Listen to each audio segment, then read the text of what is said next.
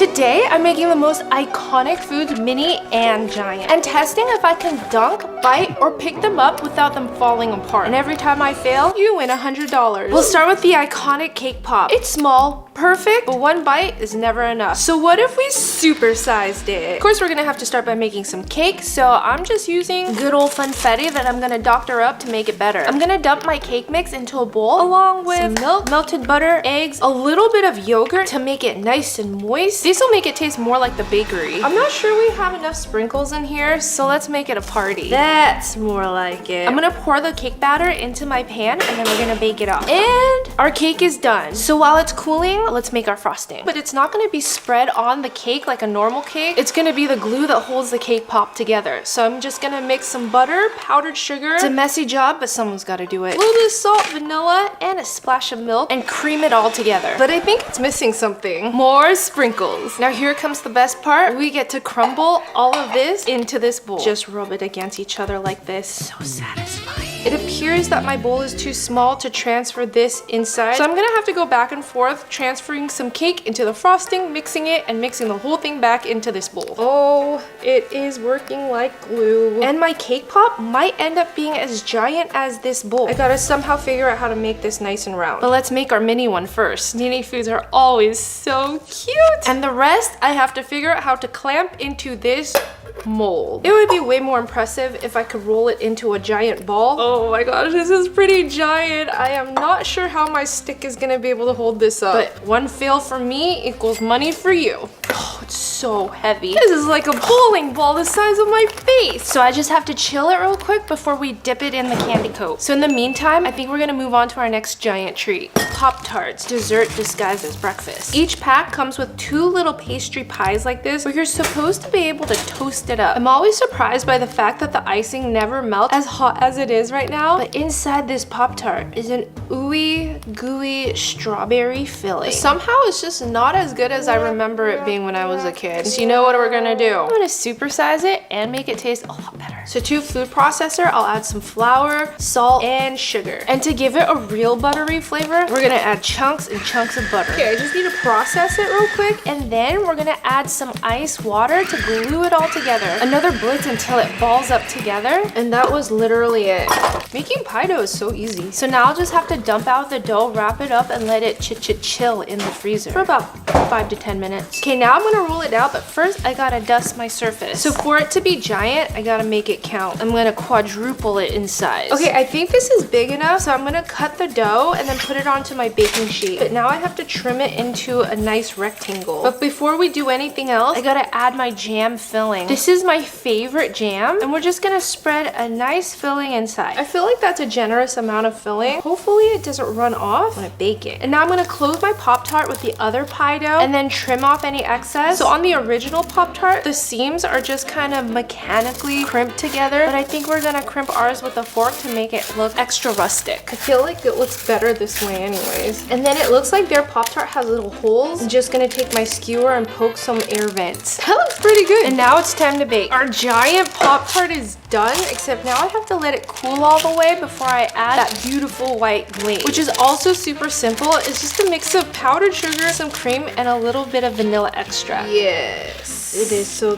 thick like glue. Our Pop-Tart is all the way cool, so now I'm gonna slather our glaze right on top, and then I'll add some colorful sprinkles just like theirs. Hit it with some pink, then some green, and I don't have yellow, so just orange. Everything is assembled and done. Now let's compare our original Pop-Tart to our mini Pop-Tart, and then we got the big daddy. So if this is the giant and this is the tiny, and this is literally just mid. It's full of filling, and the pastry is so much better.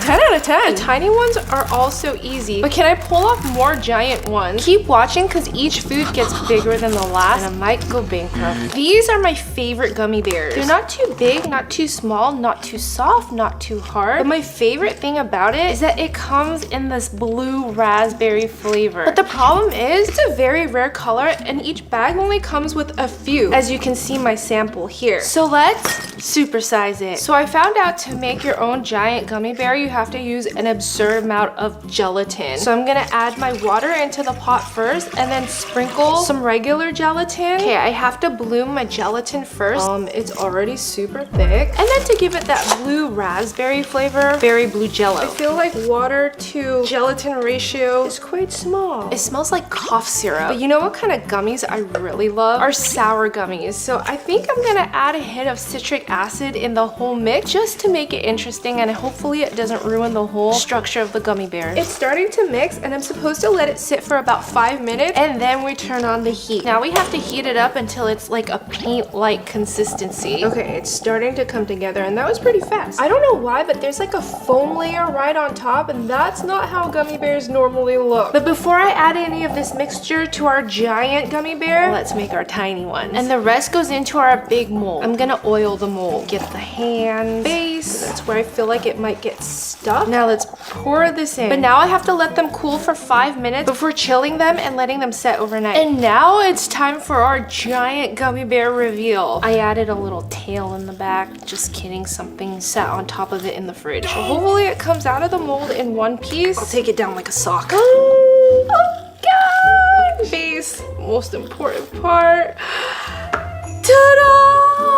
Oh my gosh, that is so cute. Except now it's stuck to my counter. Hold on. Okay. Ta-da! Definitely feels a lot firmer than a normal gummy bear. We also have our mini gummy bear to unveil.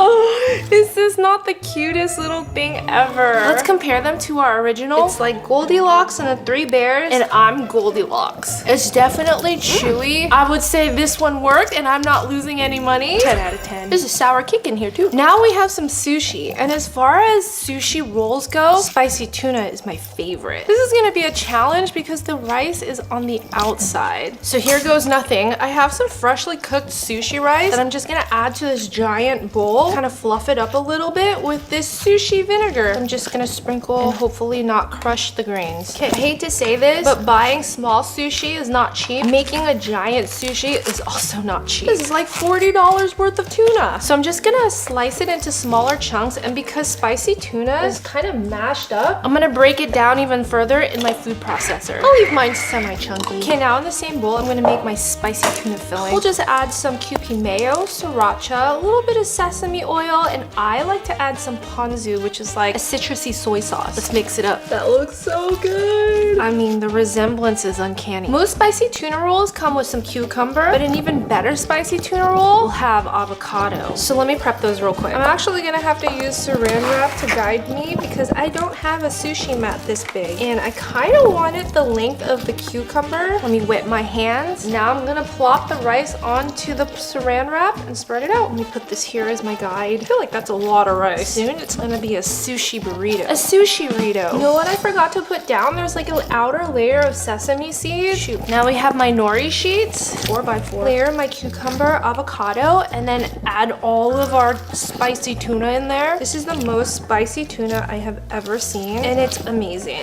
And now we roll. Here we go, here we go. Please work. Oh gosh. How am I supposed to contain all that spicy tuna? You're standing in the way of me losing another $100. I gotta cut it out. Okay, here we go. Did we actually do this? Hopefully it doesn't fall apart, but I'm gonna wrap it up.